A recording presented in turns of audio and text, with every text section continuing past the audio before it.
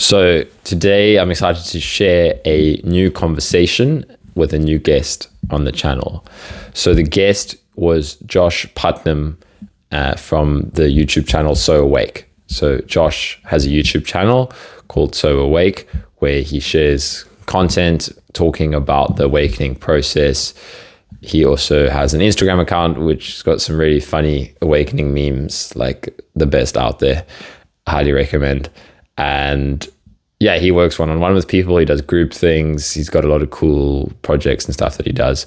So yeah, Josh is really powerful. He's really got a powerful presence and a lot of very deep insight. I know about Josh through Angelo and their conversation. So I reached out to Josh and he was very kind enough to offer to have a conversation with me. So in this conversation, we dive into various aspects of awakening, identity, and specifically pain and illness and stuckness, and how identity is really at the foundation of this, right? Obviously, there's different ways to talk about the chronic illness, chronic pain, chronic health space. And this conversation, we really approach it from looking at awakening and identity. So this is just kind of a little bit of a warning that if anybody, just watches my content for health tips and, wants to stay on the surface level, that's absolutely fine. This conversation is much more of a deep look at identity and awakening. And as always, talking about this stuff, a lot of the things that we say can be triggering. So just be open to anything that might be useful and anything that might push your boundaries a little bit. But for sure, when we're talking about identity in this way, so directly, specifically the identities formed around chronic illness, chronic pain, and all of that, it will trigger anybody that still has even subtle identity tied into those spaces. So just a word of warning, we really didn't hold back. It was a really fun conversation, and I think it covered really helpful, great content. So if you're open-minded, there's a lot of useful things I think you can take out of this. And yeah, Josh shares a little bit of his awakening story at the beginning, how this path unfolded for him, the realizations, and also just wanted to put a note that this plays out often very differently for different people, right? So Josh's happened in a certain way, and if your mind starts saying like, wow, I didn't have these supernatural experiences, and or just don't get too caught up in that. It's fun to talk about these aspects of the path, but it's very easy for the mind to fixate on these supernatural mystical experiences when that's just kind of a side effect. I just felt like putting that on the side. But yeah, that's enough yabba yabba. Here's Josh and our conversation. Enjoy. Yeah, so I've listened to your interview with Angelo. So I guess maybe let's just start by talking about your experience with this. What brought you to where we're at now with talking about awakening, working with people one-on-one about awakening, interviewing people with awakening. I've listened to, and you've got that video on your channel about your experience with awakening, how you met Angelo. I guess I wanted to just ask you about what your experience was before that, because in that video you speak about how your life felt kind of complete, if that's how you would put it, where on the relative level you felt done. And was there a lot of suffering before that, or was it more just like a curiosity thing, or was it seemed like, from what I took away from your experience, was it just kind of maybe you'd done a lot of work in the relative being authentic? I've heard Angelo say that about you, that you were a very authentic person originally, that when the right kind of pointer appeared, the right kind of person appeared, it just kind of led to the shift happening for you. If you could talk a little bit about that. Yeah, I wasn't at that time, I was not in a happy place. That's for sure. Okay. the doneness that was felt then was I just didn't care about anything anymore. It was pretty nihilistic. And then somebody invited me to a 1 day meditation retreat, and it was in a part of Denver that usually you wouldn't go. It's kind of like the other side of the tracks. They have an oil refinery. It's a place called Commerce City. And so once, usually if you're invited to some kind of meditation retreat, it's in Boulder. But this was in a totally different place. So there was a lot of intellectual reluctance and resistance throughout the day. And there was something else kind of pulling me to go. And so And I went. I just wanted to ask, had you done any meditation before, like anything on that in that realm at all? I mean, I had meditated, but not on my own. It was always like through an invitation to, all right, let's meditate for a little bit. And the entire impression of meditation at that point was, it was like the equivalent of timeout. I was just sit down and be quiet. I didn't, Yeah. had no clue what the whole thing was all about. Yeah. Uh, didn't have any spiritual pursuit. There was no seeking at all.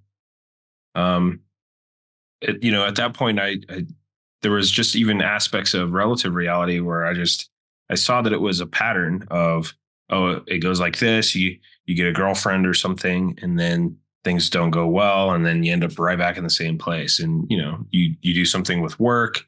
What's the point? Everything just felt like it had no point anymore. And so anyway, I ended up showing up. I met Angelo. We sat in his living room for a little bit and had a conversation, and it was nice. He was really open, and everybody was very authentic. Had a great conversation, and then other people showed up. We went downstairs he has a room. It's called a Zendo, where he does meditations and things like that. And the first meditation was guided, and it must have been within like 2 minutes. Something started. I felt like there was an increase of energy, almost like right before you're about to sneeze, just like that kind of buildup. And I didn't know what was going on, and then suddenly it was like I had exploded out of my head. Is what it felt like, and I was just. It was like all these colors, and it's really hard to describe, but it felt like I was picking up speed, and it was almost as if I was traveling at the speed of light toward something through like a wormhole in space.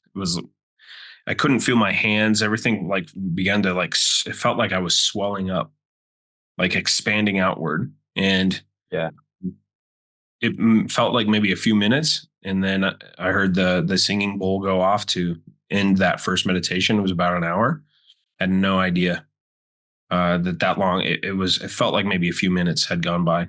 And as soon as I opened the eyes, everything had kind of a golden glow to it. Everything was like really accentuated, glowing. And I go upstairs and everybody's on silence. And I look in his backyard he's got the sliding glass door, and there's these cattails that grow in marshes here. And these little red-winged blackbirds are flying from cattail to cattail, just kind of doing what they do. And every time one of those birds would move, it would be like a ripple, a gold ring. And I just it was like being on full blast psychedelics. I'm looking at other people, like, is anybody else seeing this? And everybody's kind of like got this look on their face. And I'm like, okay. So I stay on silence, and we go down again for a second round. The second round is, it's not guided. It's individually led, and same kind of thing. I closed my eyes, and it felt like there was a door or something right here that kind of opened up, and I was in a space that was bigger than the house, bigger than the room that I was physically in, is what it was like. And right there was it was like a vision. I could see it looked like a living python, huge snake floating in the air, right? Like almost in arm's distance. And it was swallowing its own tail. It just was going to town on itself, just swallowing. And there were all these it was just really supernatural, intense. Mm. And there was an insight that arose. That was the first insight, which was weird because everything else had always been a narration and thought. This was a feeling that kind of turned into language. I don't know how to describe that, but it felt like it came from the very core of the body and came out like this, like it blossomed or something. And it was that there is no end or beginning to suffering. There is no suffering. It was something along the lines of we're just making a new relationship with the suffering. Yeah. Wow. And that was huge. And then basically that kicked off a period of maybe 6 months. I mean, immediately after that, the next day, I was invited to do a camping trip. And as I drove down there, there was this very distinct feeling while being in the car that everything else was moving and I was absolutely still. It was like being in a movie or something where the car wasn't actually driving, but they had like screens moving past. Yeah. Give me the impression that I was moving. It was so strange. And it was like things just really suddenly became really clear and started lining up on their own. Like all these synchronicities just kept happening just perfectly, like clockwork. And so I was in a state where I was feeling really depressed and nihilistic, and suddenly had switched and went the other direction. And it was like utopia for a long time. And I used to go to the grocery store and go around hugging people, to the point where the people at the grocery store knew me by name. They would be waiting for me in the morning. They'd be like, "Hey, Josh, are you going to be disturbing our customers today?" And I was like, "No." And they'd like, "All right." And I'd give hugs and things like that. And for the first time in this character's life, when people would say no, they weren't interested in the hug, it didn't hurt to hear no. Like there didn't feel like a hard contraction right here in the gut. It was so, I'd go like this and they'd say, "No, no." So I'd be like giving them an air hug. Okay. And I'd do this. It was so interesting. It was a really intense part of life. And then those feelings of frustration and depression and things like that started to seep back in. And I remember feeling absolutely devastated at that time because there was this impression that I was done. Like I had somehow ended something, ended struggle, ended suffering, and wasn't quite done. And that's when it's really intense. Yeah, that's what I was curious to ask you about, because I've heard you speak about that awakening period, but I wanted to touch on for you what was the shadow work phase like, and when that followed, because something I've always been curious about. Like I love Angelo's stuff. Like I heard with your talk with Alma, where you guys, I think it was you that said it's just like an enigma in his clarity and his pointing. I just find this it's unbelievable how clear he is. And yeah, I think I asked Angelo once, for him it seemed like liberation kind of happened shortly after his awakening. And I was wondering how that kind of cycle played out for you. Like the first shift, the release from suffering, and then when it feels like it's all coming back, right? I know that feeling myself, and I'm curious. Let's dive into that. Yeah. So at that point, it was very clearly sensation that was like a primary experience. I was sitting on a couch just resting. This would happen all the time. It would be like meditating with eyes open, which I hadn't had any experience with meditation at all, but it would be these very intense visual experiences just while relaxing with eyes open.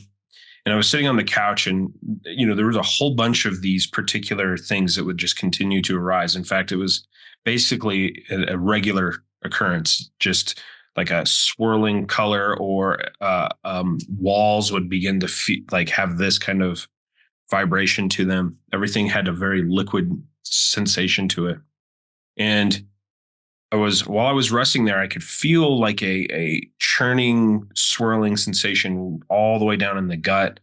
And while being with that, it just became instantly interesting. All of these things, it was like there was no choice but to be pulled into that experience.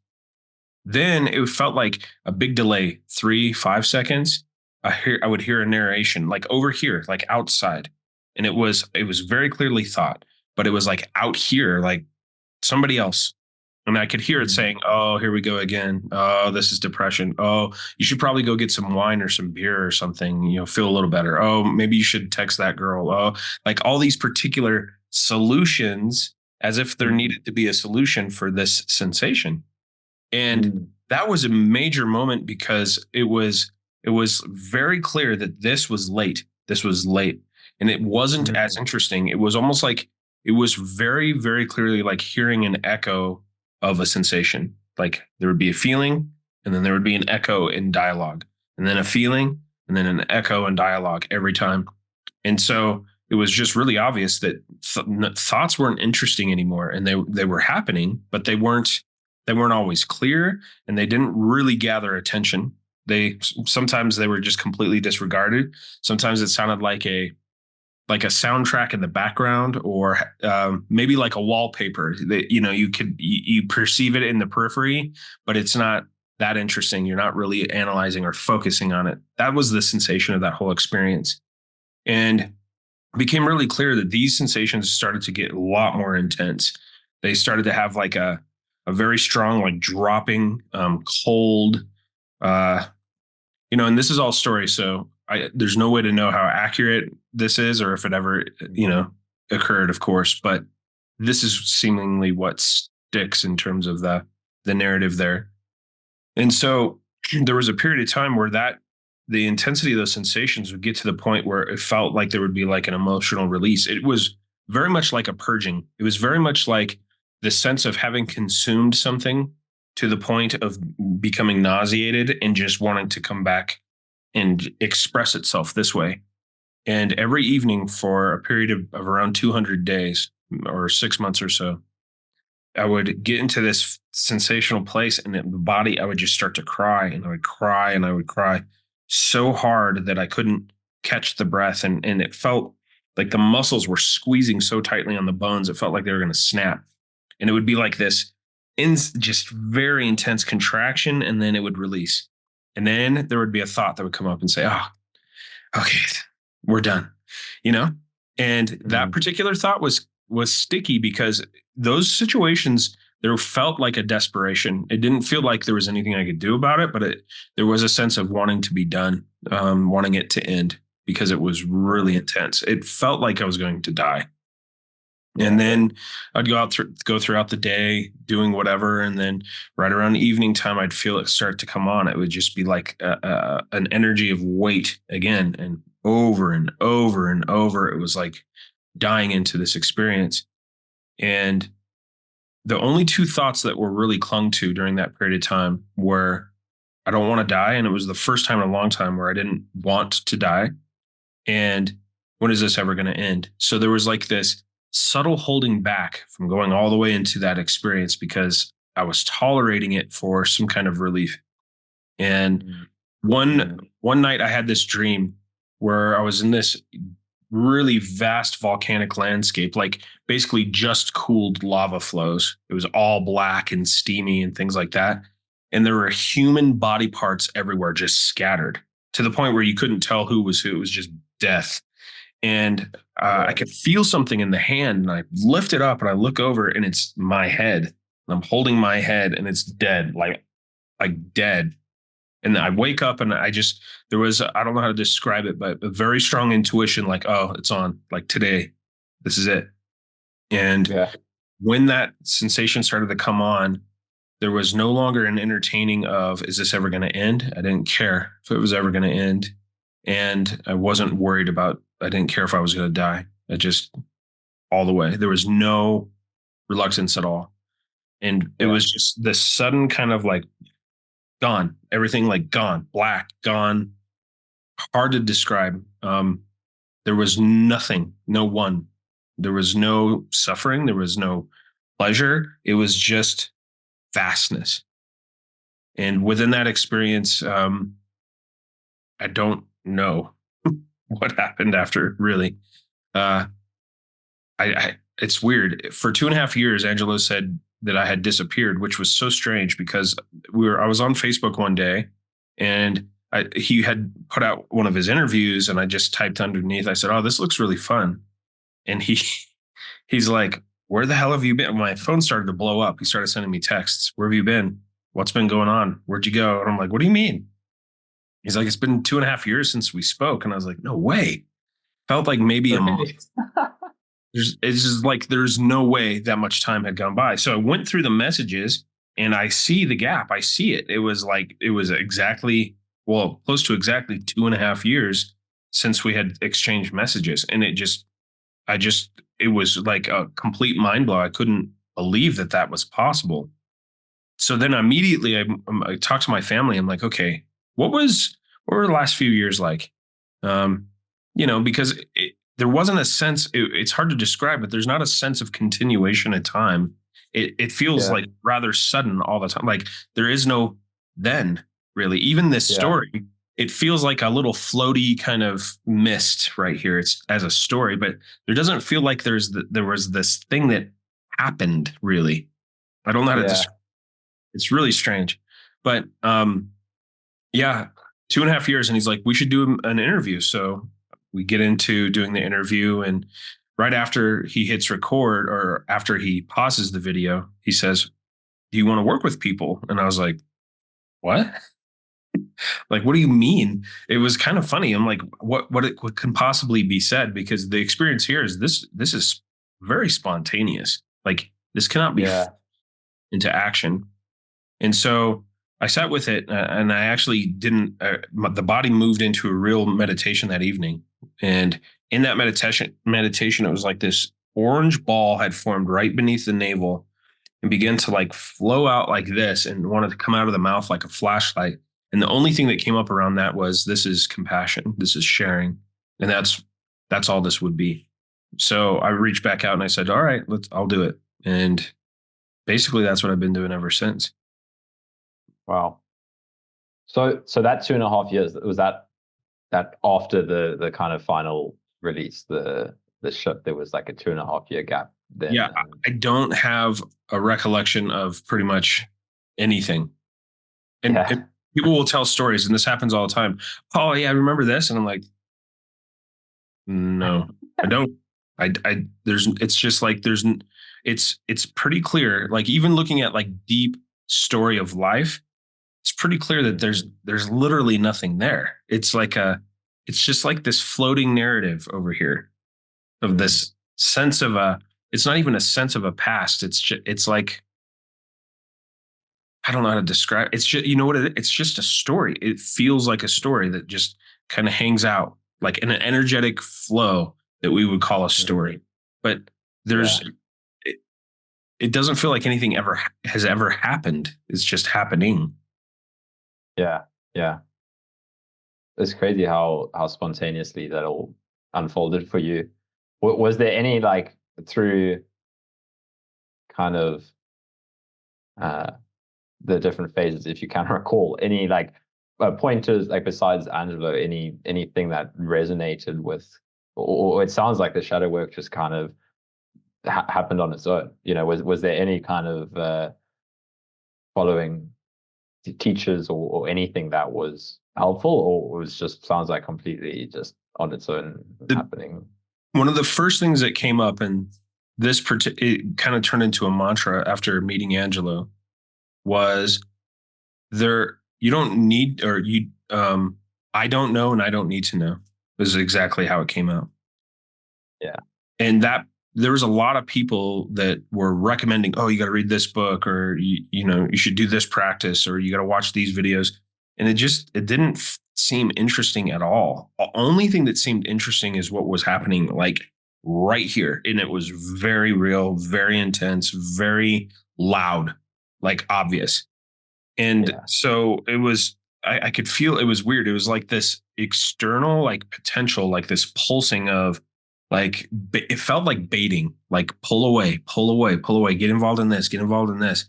And Yeah. it wasn't even tempting, but I could feel like an energetic outskirt of all of that.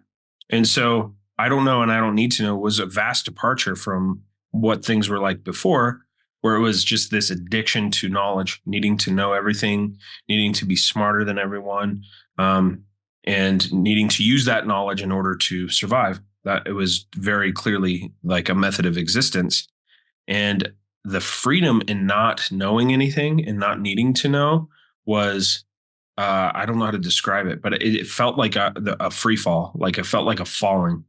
And at first, that there was this hesitation around that, like a clenching. That was afraid of hitting something, like falling into and smacking into something. But then that pretty quickly and easily softened into, oh, this isn't falling. This is weightlessness. It was just like a clear sense of being weightless. And knowledge was like a weight. And any kind of belief or expectation, it all felt weighty, like sticky. It actually it would be like the equivalent of eating loads of like fast food or something. It was just not appetizing anymore. Yeah. Yeah. Wow. And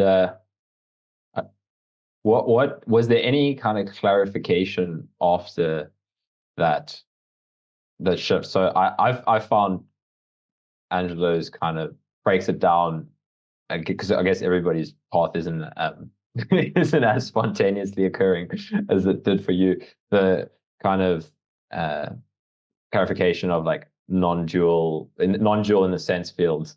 Did that all just kind of clarify at that final release with the shadow work, where there was just no sense of self in any, no separation in any field anymore? There was no clarification in the sense of seeing like subtle filtering of the mind. Was that just very final? And like, was there any need to clarify in the non-dual fields, if that makes sense?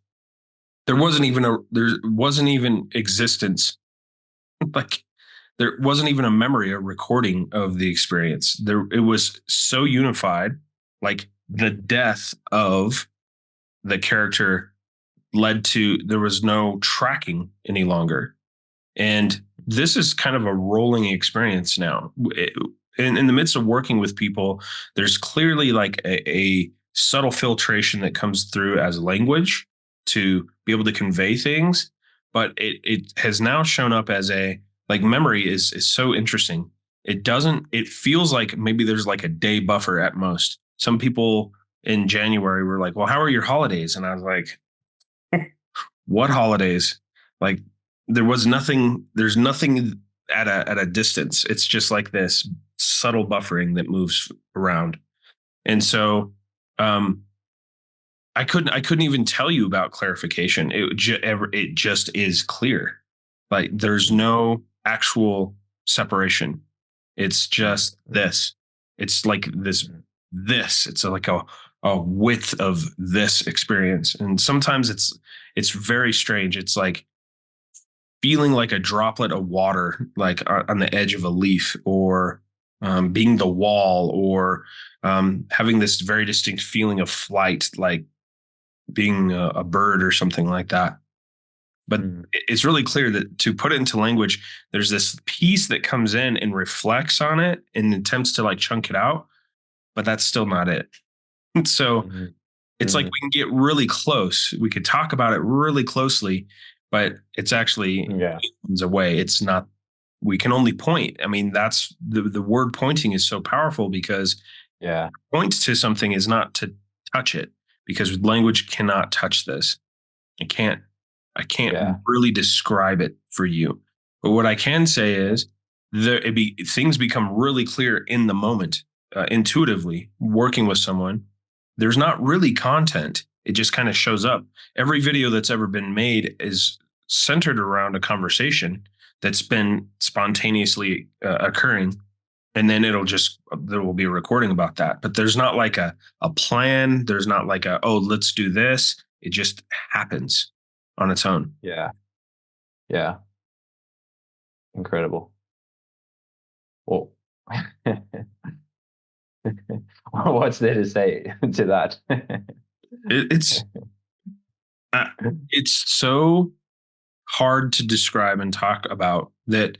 When Angelo, he has spoken to the fact that that he didn't talk about this for a long time. It makes sense, because it it just by attempting to put it into words, that's not it. We get close supposedly, but it's still not quite it. And the things that really show up are very distinct patterns of identity. It became really clear that identity is an absolutely shared experience, and there's no such thing as individuation throughout that. To see human beings and behaviors and things like that, it becomes rather clear that it's just a reaction. They're just everything is a reaction. Everyone's just reacting. And when you every once in a while you run into someone who is still who isn't reacting, and that's like an instant, oh hey, I see you. Mm, mm. But Very it clear. underneath all the reactions is something that is absolutely listening, something that is absolutely still, something that is absolutely present. But that doesn't mean it's the same experience upon every visitation. It's like a dynamic flow. It's like if you were in a spaceship traveling in space and you look out the windows and you don't see any other objects anywhere. It's just this depth of black. You wouldn't have a sense that you were in motion at all. It's like that. So it is moving, but you couldn't know that because there's nothing to reference. So then we have these interesting appearances. That's what it's really started to become. For instance, these we can call them arisings, we can call them expressions. These things that we can call occurrences or events, even, and they just become extremely interesting. It just pulls you in. So, for instance, on Saturday, I went with Aiden, one of the kids here, and played some basketball with him and his cousin. And in the midst of that, got tangled up and snapped like the ankle, just sprained. Could feel the ligaments and everything pop. And it was like this experience of like, whoa! Became so interesting of like what the body was doing, seemingly in response, like the tingling, like tendrils of what you could consider pain, but it was more of like a signal. It was more like saying beep, beep, beep, beep, beep, pay attention. And then feeling it as the swelling started to come on, it was like this tightness. And it became the most interesting experience, like to be with the injury, so to speak. And so that night there was a laying down and I could feel like there's a sharpness. It's just a frequency. It's almost like yellow. It's like a yellow, tangy, lemony. I don't know exactly high pitched feel. It's high pitched. All the senses roll up into this experience. And then there was underneath it was like this rolling, this roundness underneath. Like I guess you could call it a throb. And that had like a scent of vanilla even. And it was like I don't know. It was like wanted to stay on the tongue like ice cream or something, you know? And to be with that sensation, it was very clear that it was pulling attention into it. And so instead of having any sense of someone experiencing that, it was being pulled into that ankle, that feeling, all of that. And on the inside, it was impossible to decipher if there was an ankle, if there was anyone experiencing anything. It was just like signal. It was like this rolling sensational experience. And strangely enough, by the time Monday morning roll around, 2 days, get up in the morning and put full weight on it, even though the day before it had swollen up to like size of a softball. And it was like just by being with it, there was no resistance to the experience. It did what the body did what it needed to do, and it was done. Yeah. And that was really intriguing to the point where I contacted Angelo. I'm like, have you ever had an experience of healing very quickly, like these things? And he's like, yeah, oh yeah, all the time. And I think it's Really? because there's no resistance to what seems to be injury or pain anymore. It's just automatic. It's not a choice. It's not even a choice to say, it's just you're in it. You're in it. Yeah. That's what I was going to ask, because you mentioned like being there with with it without resistance, but it was just effortless. It was just happening, right? It wasn't even there was the feeling. That's what it sounds like, that, okay, I'll go be with the pain. It sounds like it just to the point where it couldn't even really be described as pain. It was more like an experience. It was more like a tingling, a sharp. it had a shape to it. Pain has this like general experience for people. We say, oh, this is painful. And that's about as far as we go. But it's actually pulling you all the way into that experience. It's happening for everyone all the time. And whatever that feeling of wanting to pull back or resist or retract from that, if we spend a lot of time paying attention to that, that's a sensational experience as well. It might give quite a bit of insight because it's pulling you in. There's nothing that can be done about that. Yeah. Yeah. What would you say I'm just thinking for the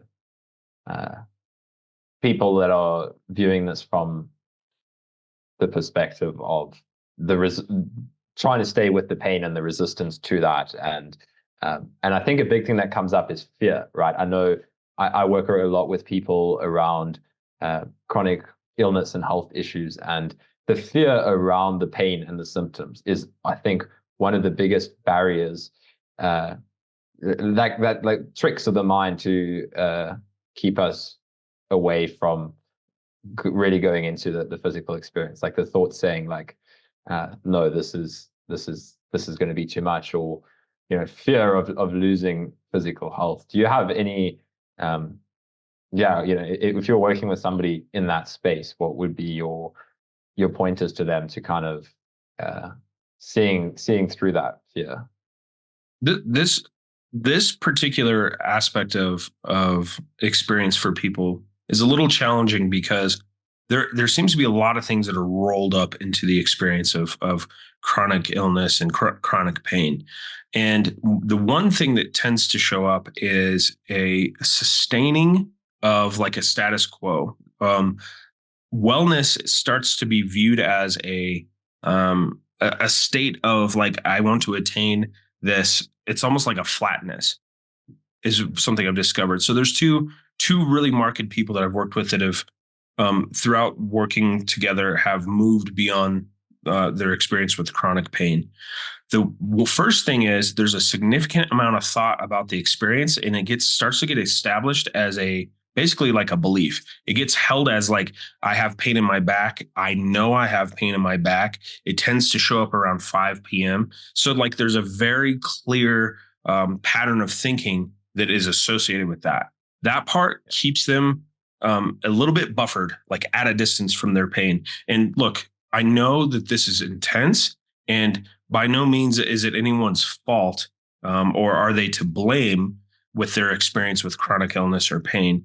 But the pointing here is you are completely capable of going beyond the story and the pattern that's developed around whatever appears to be the illness or whatever appears to be the pain, because ultimately there's nothing you can do about it except completely merge with it anyway.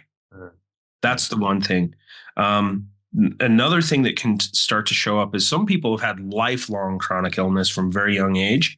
And there's a lot of pieces of identity that really actually get built into that experience of chronic illness. That's not everyone. Of course, some people have experienced it in adulthood at some point. And then, like there's a decent amount of people that I work with, including Kogan has some experiences with long COVID. And that's a little bit different. The people that have had lifelong sense of chronic pain, there's a protection of the pain. In other words, there's such a strong narrative there. It's not always this way, but it can be common that in that narrative, it's don't challenge my experience with pain. And that's crucial, because for each of us, we must challenge our own experience. Otherwise, what we're doing is we're living through the filter of thought, and we're living through the filter of a belief. And really, this is the most direct pointing I can give. Our experience with pain and suffering is entirely here. That's it. Yeah. Otherwise, what you will find is every experience of pain is simply just a sensation, a signal. That's it. That's all it is. And it's not an intolerable signal. In fact, that is you. It's to merge with that experience. But if we constantly have this subject-object experience, that separation itself will give us a sense of pain. So we must become the pain, must become that experience. And by doing so, get as close as possible. Then comes in one of the hardest parts, which is this, it's a desperate need for self-preservation, which means anything, I don't want to die. I want to avoid this because it gives us a very distinct feeling that it's going to kill us. And in a way, that's kind of the point. Yeah. I love what you said there on like identity, because I found that's the case. Because I like that you mentioned like long COVID as well, because that was kind of my entry point for this whole exploration of awakening, and the identity structure kind of falling away was, I mean, looking back, it doesn't even feel like it was an illness anymore. Like it's the same way, like I can talk about it as a story like that, but it really just felt like identity falling. And alongside with that interpretation of the resistance to dissolving into the physical, in the sense that I can see all of the things that used to feel like symptoms is just it has so much to do with like the shadow work of the distance that was created from the physical, if that makes sense. And then when the calling of the physical gets so strong, it's felt, and because there's so much resistance built on top of that, it kind of comes out as like pain. And for me, it wasn't only just pain, it was this whole long COVID cascade of fatigue and all of these things. And sure, as you say, like not to deny anybody dealing with a health challenge, but it really is the doorway into understanding the mechanism of suffering and resistance, and that's what it was for me. Yeah. It's for people that are experiencing chronic illness and pain, it's an unavoidable pay attention kind of experience. Like it's unavoidable. It's always there. In such a way that it I know it doesn't seem like a gift for a lot of people, but it kind of is, because there are some people that move into such a subtle, low level suffering experience that they don't seem to have any convening with sensation anymore. At least there's something there that you can go to and sink in and drop all the way to the bottom of. And I know that experience is probably absolutely terrifying, because here fear didn't show up. It was more sorrow during the depths of these things. But I could see how sorrow and fear, it's basically the same kind of experience. It's just intense. And ultimately, it's not about rejecting anyone's experience, but it's also saying you can go further because it's there anyway. So the experience you're having of wanting to separate from that's what's causing more misery. And I found what you said on belief and identity is often what keeps people stuck in that distance space, where it was the same for me. Like an identity formed, because you mentioned like, how when somebody's got a lifelong chronic illness, it can turn into part of identity structure. But I found even in myself, when there's a lot of mind identification, like I had no idea about any other possible experience of reality before this. It was such a easy place for the identity to grab onto, if that makes sense. Like this, I have this illness, but it was all rooted in like emotional repression, mind identification, identity, and fear. Like that combination was what created my chronic health issue. It was like the beliefs around what these symptoms mean and turning that into a storyline. So like, okay, I've had this for this long, there's a past, and every time this sensation comes up, the immediate interpretation was like, this is something that, is going to have this effect in the future, and that would like trigger the fear. But the only reason that was really believed was because there was repressed fear. It was like, that fear would come to the surface, but if there's so much mind identification, it just immediately gets interpreted into the story of this sensation is going to take me to a space that I'm never going to get out of. It's that real fear of like coming to terms with the fact that the form, the body isn't permanent, and then and I for me, I do a lot of exploring in what keeps people stuck, because I work with people, or I engage with people who are stuck in these kind of mysterious chronic fatigue, long COVID situations. And the people that stay the most stuck, it really becomes an identity thing. It's the fear of that identity being triggered. And people can become very aggressive when you kind of say there's a way out. You know, when you say that, yeah, you don't can take get this out of from me. that. Don't take this from me. Yeah, exactly. It's who would I be without this? You know, it's like if I'm no longer the one that's stuck with the suffering and no way out, because there's a strong belief there that there's no way out of my suffering, and that makes the identity very comfortable because it's safe in a sense. It's well, it's familiar, it's predictable. Yeah, and there's nothing I can do about it. Like, that's the belief. This is like there's no way that this familiarity can be challenged. And then when, you know, I've had experience with like sharing with someone, hey, like they are, it's really a mix of like compassion, because sometimes those emotions need to be given space. You know, somebody's like stuck in this helplessness, of course, and but also not going into complicity in the fact that you can't get out of it.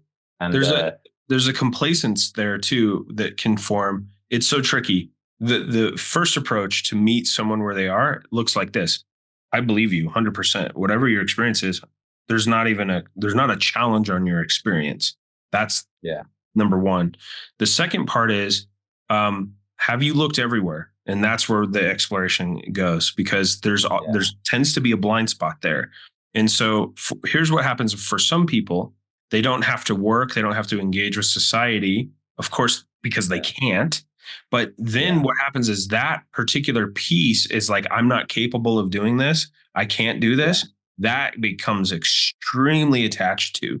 And that starts to seep into even looking at, hey, look at the whole picture. You might be missing something here. That can like trigger pretty intense response.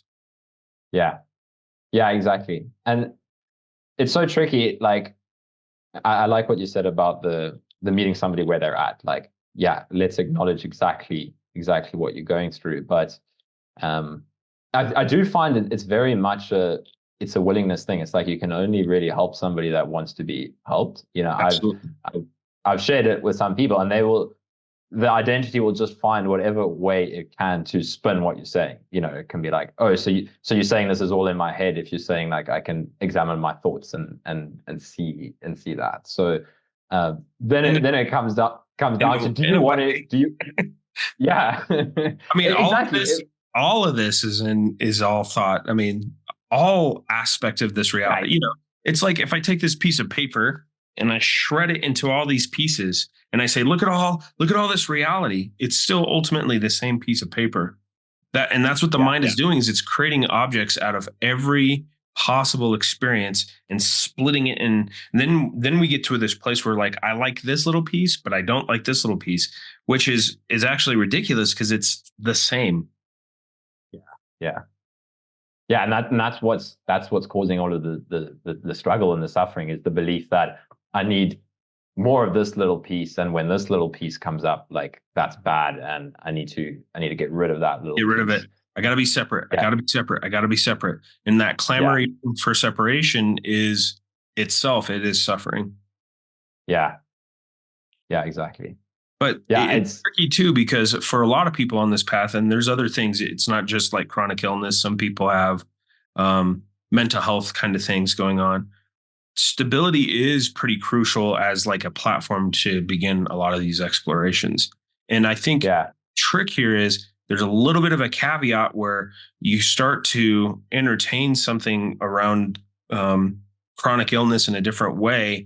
It starts to make people feel a little bit more unstable, because literally they just will begin to cling to anything that makes them feel a sense of comfort, which is completely understandable, because in that space, it's like, if I do anything wrong or I take any step away from this, I'm going to have to go through all that stuff again. But the hardest part about this is that's kind of the point. You have to convene with that which you don't like. Yeah. Yeah, I like what you mentioned about stability there, because I find like those are the two key approaches that I try to help people with, because it really is like a strong, almost like the nervous system also getting like stuck in overwhelm, so you almost need to kind of bring it down to a space of stability. And there I even find like that's where like meeting somebody where they're at, starting even with like a positive uh thinking approach to kind of get them out of that fear of everything. And then you can start to venture into the unknown, where it's like, okay, because it's not one or the other. It's like you got to introduce stability into the system, so that you don't just immediately switch into this disassociation mode where everything is a threat and a danger to the system. And that's when people are aggressive and combative to any kind of way out. So it's like, okay, let's stabilize the nervous system, kind of bring you out of overwhelm.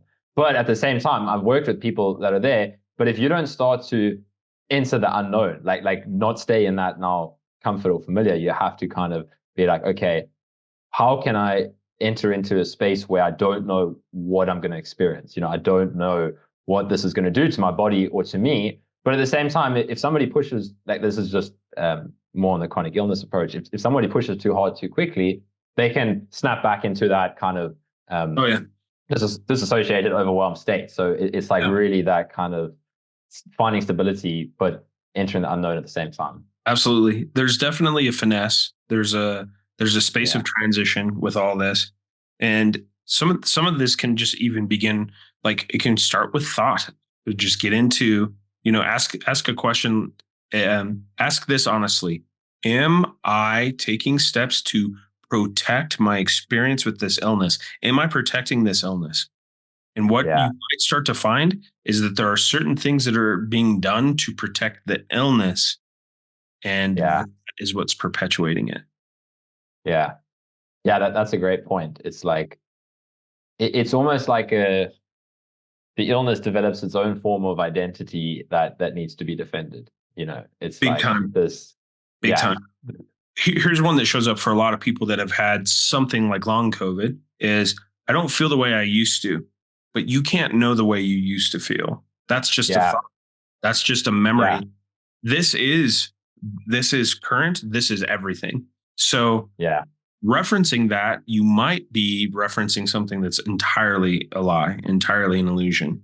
And that's a trick of Yeah. identity all the time. So you will never feel like you used to. No human being ever feels like they used to. Yeah. Yeah, I'm really glad you brought that up. That's such a good point, because I remember that in myself, like when this whole kind of long COVID identity started to form in me. That was like that was like the foundation of it, was I don't feel like I used to.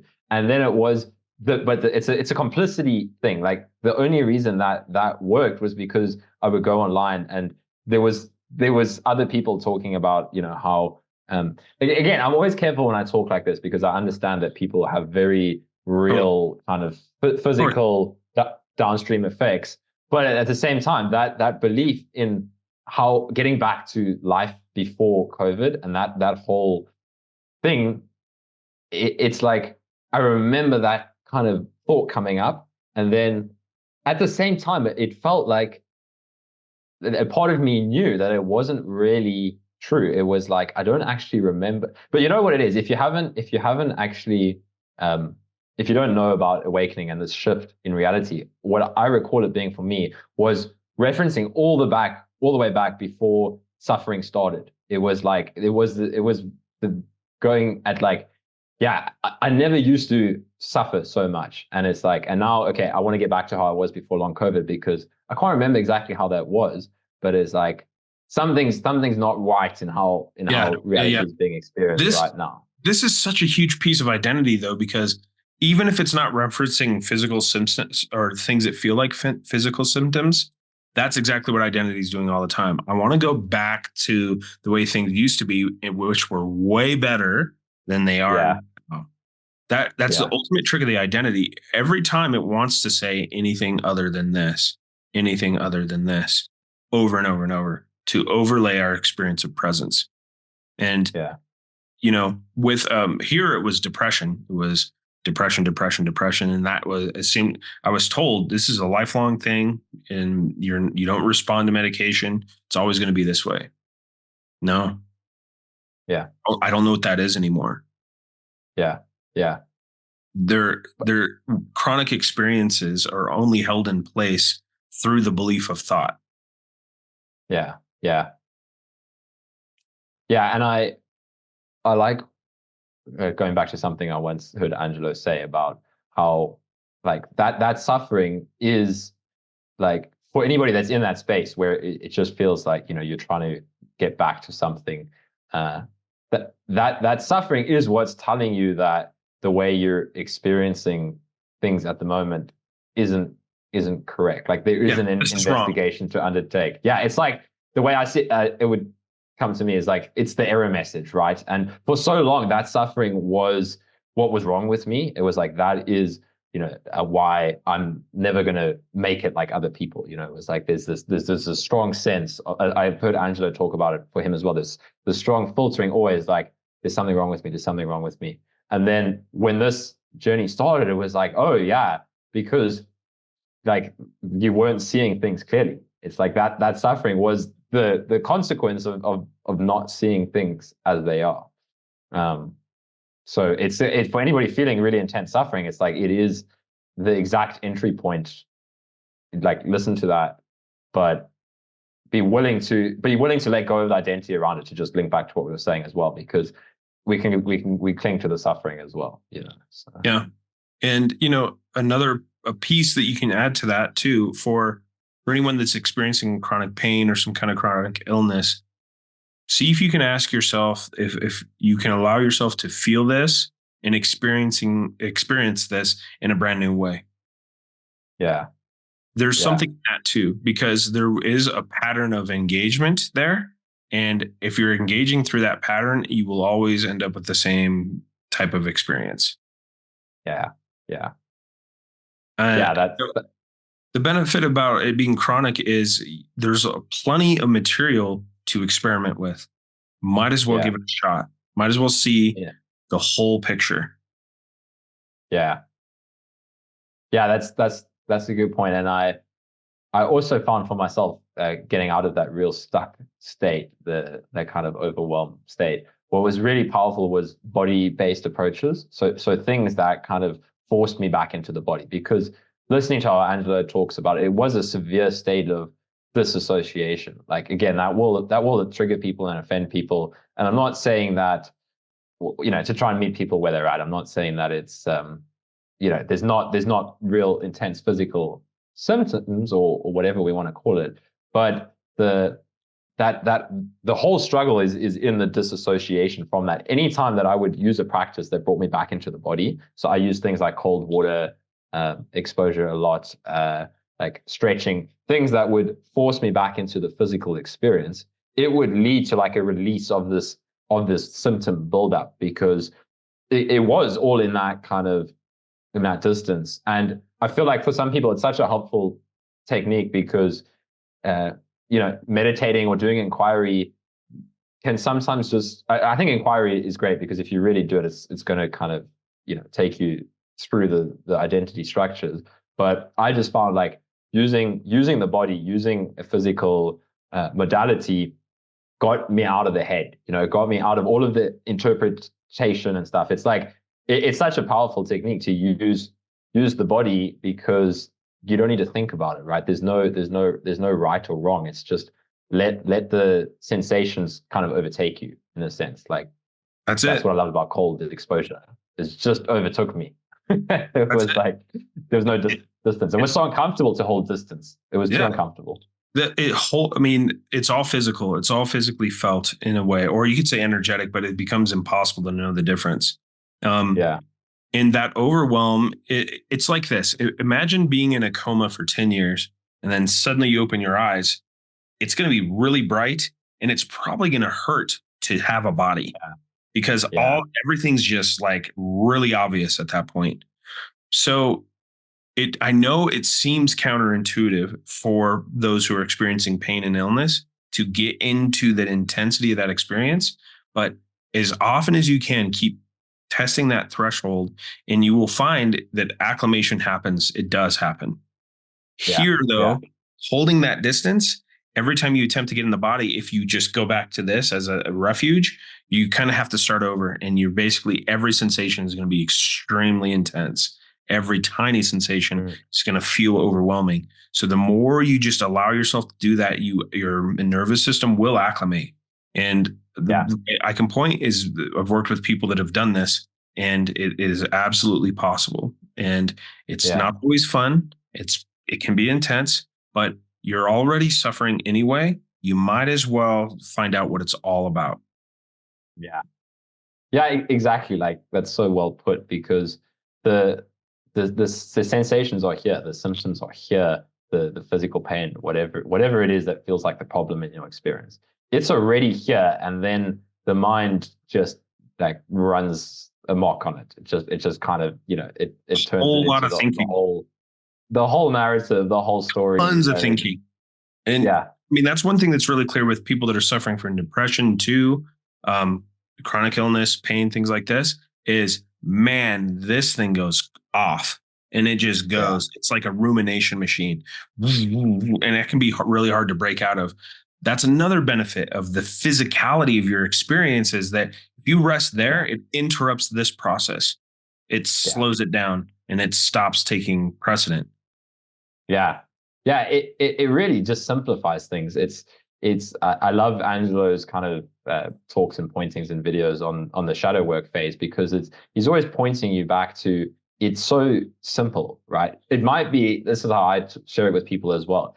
It might be difficult in the sense that it's uncomfortable, but it's not complicated at all. It's the same way you spoke about your kind of going through shadow work phase. It wasn't like you learned some complex technique. It was just about kind of going towards those spaces that feel uncomfortable, those spaces that the mind wants to go from. And then, this is probably the questions, I guess, that hang people up the most, is like the mind will come up with all sorts of ways to complicate it, all sorts of reasons that's a bad idea. But I think that's what catches people. It's like the mind saying like, no, this is dangerous. It's like the fear and the doubt thoughts. And but it's so simple, right? It's just like, that's a thought. Just keep coming back to what is the thought referring to? What is the thought saying is so uncomfortable? Like, what are you actually afraid of feeling? It's so simple, but it doesn't mean that it's not uncomfortable. Yeah, it's simple. It's like it's simple, but it's not easy. And that gives us a lot of insight around how the mind works, is that it doesn't do well with simplicity. Yeah. Yeah, it literally it needs complexity to exist, in the sense that like that's how the thought kind of the thought stream goes. Is it needs to turn something into something that needs to be solved, and then it will like struggle with how to solve it. Yeah. That's, I mean, it's just a series of objects. It's create object. And then, from there, even a reaction becomes an object. It's an object of reference. One who's experiencing something. Ultimately, this leads to a sense of death, but it's not really death. It gives us a major clue of what death is. It's a reunification. That when we have this fundamental subject-object relationship, that separation is one who's experiencing at the most fundamental level. That would be creation. This would be destruction. But it's not like anything gets destroyed or anything gets created. It's this alternation and experience of, oh, there's a subject object. Oh, there's basically nothing. If the subject becomes the object, there's no more subject, no more object. It's just this. And being in that place of that alternation, it starts to show up that this is happening simultaneously, that it's not separated in a sense of time.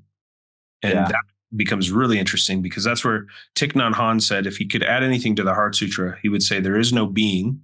There's no being at all. There is no non-being. There's still a nose. Yeah. It's a simultaneous experience. It's impossible to know. So relying on the mind is ultimately always going to cause a sense of suffering because it's designed to give a sense of separation. Yeah. Yeah, I like what you brought up there about the sense of subject object being necessary for the experience of suffering, because I think to put that back into like practical terms of dealing with a physical problem or whatever. If I look at the periods where it was the most uncomfortable for me, it was when I turned the symptoms of the chronic illness into objects that were threatening to the identity, right? It was like so part of, like, to put it into a practical approach, part of what helped me out of that space was kind of that unification, but it felt like uh, befriending befriending the symptoms, no longer holding them separate, right? It was like, what if there's enough space in my experience for that object, that whatever we're calling it, labeling that as bad, that I need to get rid of, and the one who is trying to get rid of it, right? Because I feel like that's where people also get stuck. It's like, okay, you want me to allow the object, but then the thought comes up, like the resistance comes up as well. And then it's like, what if they're not two? like what if there's That's it. space in experience for both to be here simultaneously? And it's when you stop that struggle of like resistance, the object, and it's just like, what if they can both be here? It's that was such a relief. It was like, That piece is crucial too, to get as close to the physical aspect of sensation, what feels yeah, tangible and palpable, to get so close that you find that there's no boundary, that you yeah, are it. And if yeah, you are it, how could it be a problem? yeah, It's only a problem if it's something that you have the illusion that you can get rid of. But the chronic aspect of this is you're not getting rid of this. It's not going yeah, anywhere. So yeah, Bugs Bunny puts it this way, and this is suffering altogether. If you can't beat them, join them. yeah, yeah, So head the other direction. You might as well give it a shot. I mean, you might as well see little by little what it is to be in the center of that experience. And you might find it's impossible to find a problem there. In other words, yeah, this is this is it. No, there's yeah, nothing wrong. That's an assumption. yeah, yeah.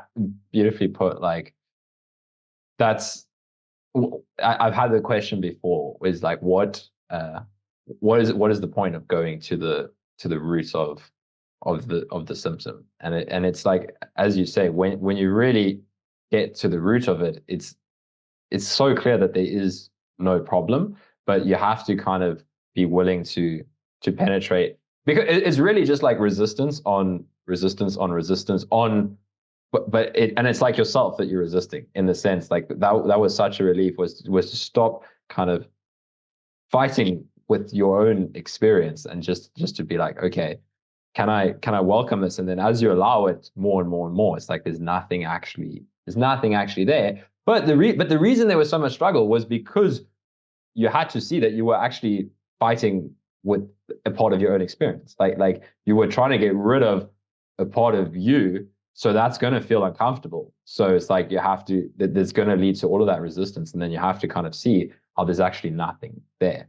So yeah, it's like that resistance is, again, it's telling you where you're pushing something away that needs to kind of be brought back in. You can trace the dominoes of reaction because resistance is a reaction. You can trace those experiences all the way back to the primary. And Yeah, the biggest truth that I can point to here is, at any touching of a primary experience, it's impossible to have a problem with it because it no longer has yeah, reference. It's just this. yeah, And yeah. That one of the people I work with who had, like, it was like this lower back pain and they couldn't figure it out. The doctors were like, and like to the point where he said he couldn't feel his fingers, he couldn't feel his feet. Like it felt like he was becoming paralyzed. He said that when he went to the center of that, which was a bit of a challenge because it was like working through a lot of belief there too, and certain patterns of retraction. When he got to the center, he said it felt so good. He said yeah, the feeling itself that he was resisting felt like relief. yeah, yeah. That's a really good point. Like, I found that myself as well. The what you were resisting all this time, it's like I've heard Angelo talk about it, like the kind of, if we look at the fetters model, like that final, I think he's called it like that restlessness, right? Where there's something that that's making us so uncomfortable, and we just can't stay with it. Like when you really feel into that, but beneath the resistance, it's actually really enjoyable, but it's so intense, and there's no space for somebody to kind of enjoy it, and that's why it's so uncomfortable. I feel like it's really kind of burning up the identity that's there, and but when you get to it is what you kind of always wanted. It's like it's that intimacy with the physical, but when you're separate from it, it feels like the most uncomfortable thing in your experience.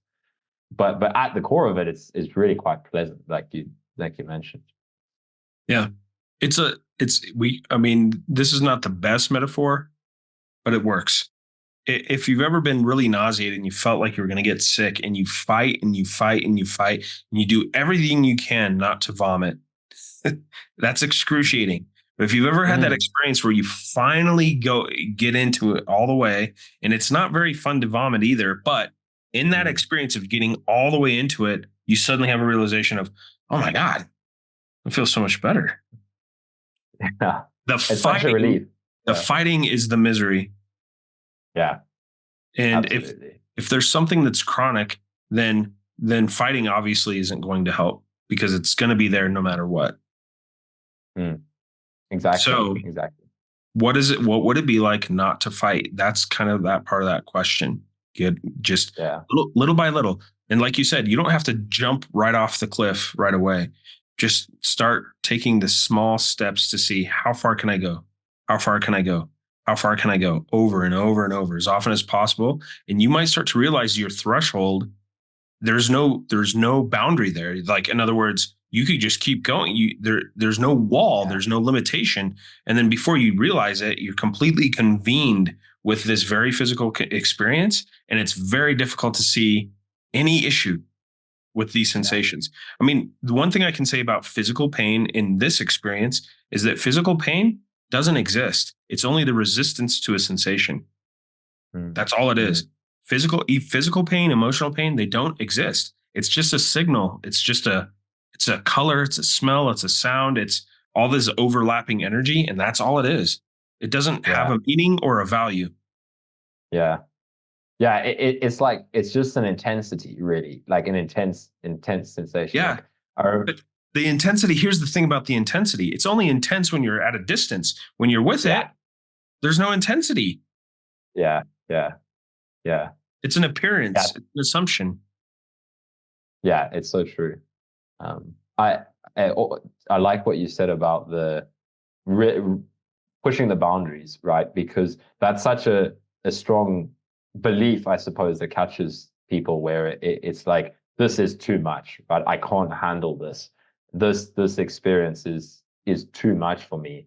And it's like, if you stay with that, like you said, if you kind of push the boundaries of, I can't stay with this, you can start to realize that was all just belief, right? The capacity is shocking. Like there is endless capacity, right? Because it is. It's not separate. That belief is deadly, because what happens is we start to withdraw and disassociate to the point where we are absolutely isolated, and every potential experience is excruciating. Yeah. You're actually increasing your suffering. The more you withdraw, you are increasing your suffering tenfold every time. Yeah. But if you go into it, it has no value. Yeah. Yeah, it reminds me of some of the things I saw you on, I think on your story, or something that I really liked was engage and immerse, like with life as it is. Like that's such a helpful, like, because you can apply that to anything. Like, it literally doesn't matter what somebody's personal struggle is. It's like, if you just keep that as a background orientation, it's like, how in this moment can I engage more? How can I immerse more? And like, stop escaping, stop holding back, because that is, as you said, it's so it's like suffocating, right? It's just so numbing as well. It's like That's it. we're terrified of the aliveness of the moment, and it's just like go back into it, no matter what the moment looks like. How can you engage more? I love That's that. all. Yeah. That's all comfort is. Comfort, familiarity, safety is basic. We're basically saying this: as long as I don't feel anything. Yeah. But I just wanted to remind you that's impossible. That you cannot escape feeling. It is perpetual and never ends. Everything that seems to exist is felt. It's all felt. Yeah. So you might as well go the other way. Yeah. And it's look, it's not really a choice, but if it feels like a choice, choose engagement, because otherwise you're entering into an addictive state where you will have to go through pain again and again and again in the same way. But this way you learn what pain truly is, and there's nothing there. It's not a thing. It's actually a belief. It's a thought. Yeah. Yeah. Yeah, it's true. Like that's like the cosmic joke of it is that you can't actually get away from anything. You actually can't escape. It's Where are just you going to go? You're going to step it's like outside that. the universe? Step outside the universe. Good luck. Yeah, that's the joke of like the separate self is like it's actually it's running on its own treadmill, and it's addictive though. Like I like that you said that because it seems kind of innocent when we're doing it, but the more that we run away from that engagement, it's addictive. Like it that's how I saw how I ended up in that really kind of numbed, disassociated state was, oh, what if I just pull back? It's quite nice to be separate from life here. It's quite nice. Like as I was growing up, I had a lot of repressed stuff, and it was like, oh, I can separate more here. I can separate more, and Yeah. it's addictive, and that's where it ends up in this kind of completely entrapped, kind of numbed distance from life, entirely separate experience. There's no difference between that and a substance addiction, because it's the same thing. It numbs us from feeling, it disassociates us from our physical experience, and then we crash back into it. Because it can't be sustained, because we can never actually be away from that experience. It's impossible. Yeah. So you might as well not move into avoidance going through that. It's a cycle. Avoid, avoid, avoid, climactic moment. Misery, pain, go back to avoid, avoid, avoid, climactic moment, misery, pain. That's thought. That's substance abuse. That's work addiction. That's anything that we're using as a method to pull away from what's right here, right now. So might as well dig in. And I promise you this, you won't regret it. Yeah. Yeah. Yeah, it's true. Like all that drama is entirely unnecessary. Like that cycle, right? It's like that is entirely unnecessary because you end up back at the at the same place. Always. And that is grace in the sense of when things fall apart, and it's like showing you that you can't get away from this. You have to come back and face this. And That's then right. from there, it's the choice of like, do I want to play that game again, or I suppose that's when awakening kind of happens, is when you're like, okay, now I'm done. I've played that game enough times. I'm done. I'm not playing that game anymore. Yeah. And that's the best part too, is like, if it feels like you have a choice, then choose engagement. But if it doesn't, sometimes we do-si-do, sometimes we bang our head into the wall over and over and over. But all paths lead to this anyway. You can't make a wrong move. So just be all the way with whatever's showing up. That's it. Yeah, exactly. And there's an energy of yes, by the way. This one's a good one. Any experience, you don't get to deny it. It's impossible to change a sensation. You just can't. You can pull away, you could do yourself to pull away, but something is still feeling that. And in the nature of a contraction, by the way, is when we aren't paying attention and the body says, okay, now you're definitely going to pay attention. It'll make us pay attention. And so if you want to go through all that intense contraction, okay, then you can choose to do the other thing. But what I highly recommend is just whatever shows up, it's yes. And at a certain point, it becomes automatic. Like, oh, here's a sensation. Yes to the, like I'm in the sensation. It's pay attention to where the no is arising, because that right there is attempting to pull you away from the experience. And that is literally what's causing suffering. Yeah. Yeah, I like that. Just to rewind a little bit, what you said about you're gonna uh, end up there in any case, in the sense of like, even if it feels like you're resisting, even if it feels like you're banging your head against the wall. I think it's a nice reminder, like in the interest of compassion. Like I remember myself as that really struggling individual trying to get it right, and just like fighting against myself. But the fear, like when we're talking about like it can be um addictive, like I remember when that brought up so much kind of fear. And sure, like whatever, it's gonna play out exactly how it does in any case. But just that I like that reminder is it's okay. Even if you feel so addicted to that kind of closing up experience, even if you feel addicted to the no, it's entirely possible to, you're never too far gone, right? Yeah, Like no, that, I guess there's no such that's what I thing as want to an tell people. yeah, there's no such thing as an irredeemable human being. In other Yeah, words, you're nobody. This will tell you that you're terminally unique, that something's different about you, exactly. that you're Yeah. special, that you're screwed. It's not so. Yeah.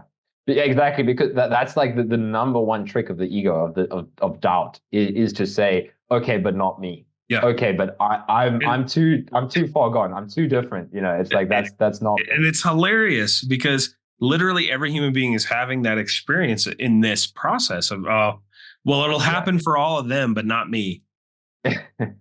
And then the other person's saying the same thing. Yeah. So you can't both be correct. Yeah. Yeah, exactly. And it's such a clue to the mind's addiction to separation, where it's like that it will choose. I saw it in, I think it was one of your memes or something, where the mind, the ego, the identity is addicted to pain. It's like it will choose its separation over accepting that it can be ended. Well, It's it's like it because lives in pain. that's easy for it because it itself cannot feel the pain. It can only use it as a point of reference. So Yeah. just so you know, we're caught up in this, in the separation, the attention of consciousness, the experience of this body is caught up in the fact that the mind, it's attempting to protect you, which it thinks it is you, and it utilizes pain, but it itself cannot feel pain. Mm, Only the body mm. can. So that's why it's so easy to use pain for the mind. And it will use pain to keep you like caught up in the conceptual space, but it won't be suffering the consequences of that. Yeah. Yeah. You do. Yeah. Yeah. It's so true. Yeah. So to Awesome. break identity, we become pain. And Yeah. the Buddhists are really clear. Life is suffering, but it doesn't mean life Yeah. is suffering as opposed to something else. What they're saying is that's the last Mm, point of reference. It's the last place we want to look. And if that's the last mm, place we want to look, that's shadow work because the mm. shadow is where we don't look, where we don't want to. Yeah. And Yeah. I what like it's I saying like is that. be suffering. That's what they're saying. Life is suffering. Be it. Yeah. No. All Yeah. of a Exactly. sudden, what is that? What's suffering? I can't find it. Yeah. Yeah. Yeah. Exactly. Like the experience of there being a me, or my life, like that is suffering. And when you see beyond that, then I think it was in one of Angela's retreat talks that I really loved. Like, suffer, you don't transcend suffering. Suffering is like samsara is nirvana. Like, suffering is enlightenment. But there's no longer a me that's suffering. There's no longer an individual that is suffering in life. It's like there was no suffering. Actually, um there was just this that was seen as suffering, I guess. Yeah. The resistance of anything is the majority of human beings, grand majority, 99.9999%, don't know what pain is, but they know what the resistance to pain is. Mm. If you that knew that's what pain was, you wouldn't know what pain was. That's for sure. that's so powerful, right? Like, that's all you know is the resistance to pain. If you truly knew pain, that's freedom. Like, if you truly knew the root sensation of your pain, that's freedom. But what you do know is the distance, the resistance to pain, and that is uncomfortable. So, It's this. so if you want, I tear it in half. This side feels Yeah. good. This side's pain. It's the Yeah. same thing. yeah, yeah, exactly. But this side is special for some reason. Yeah. Okay. Yeah. What, go look at what are you running from? Like what is the worst thing that can happen? Like that's what I found as well. Whenever the worst thing that could happen happened, it was such a relief, right? Because there's no longer anything to run from. Like even with Yeah. this, like talking online, just like a practical example, I was kind of filtering what I would say online a bit to try and not trigger people or something like that. And then one day I just triggered a whole group of people, and it was the biggest kind of freedom because it was like, okay, well, it's happened. I was humiliated. Can't go any worse. Yeah, exactly. And either way, it doesn't really matter. Like I was just saying what felt authentic, and it triggered people. So why is that even a concern anymore? But it was such a relief because it was like, yeah. And along with that, there was still some deep feeling to do. It was like there was a lot of intense hatred that I felt that coming from people, or like anger at what I was saying, and I just sat with that. And then without even trying, the next time I got online to speak, it just felt so natural. It was like, oh wow, there's no longer this kind of thing in the background that without even knowing that it was there, but there's no longer this thing in the background anymore. And it was like, but to the mind, it was the worst thing that could happen, right? It was humiliation. It was the worst thing that could happen. And then it was like, wow, that's such a relief. It's happening. Yeah. Yeah. Yeah. Awesome, man. Thank you. Thanks. This has been a blast, Josh. Yeah, thank you so much for hopping on here and sharing your insights. I think it's gonna be really helpful for a lot of people because it's yeah, you just shared so clearly like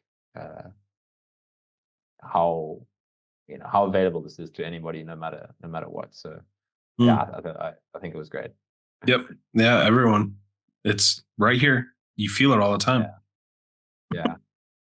Yeah. Just lastly to go back to Angelo, like that was what made like that was what helped me so much was Angelo's book. Like it cuts earlier the mind that wants to believe that this is not possible for them. Like that's what I find Angelo is so like powerful at, is like that book, it really, like I'd listen to other teachers, I'd listen to Adyashanti, like Sam Harris, John Aston, so many people, but the mind was always turning it into something that they had, something that was special about them spiritually. Also, like I was interested in Buddhist lineages, and like, wow, these people growing up in monasteries and whatnot, they had this opportunity. And then Angelo just takes that away from you completely, but in the best way possible. That like, if you want to end suffering in this lifetime, it's there, and I won't let anybody tell you otherwise, and I won't let your mind tell you otherwise. And that was just like, he cuts through the doubt like nobody else that I've come across, and it's such a gift from him. Like I have so much compassion for the work that Angelo does, because it's such a gift, right? You can just feel it's coming from this place of compassion, and it's yeah. Beautiful.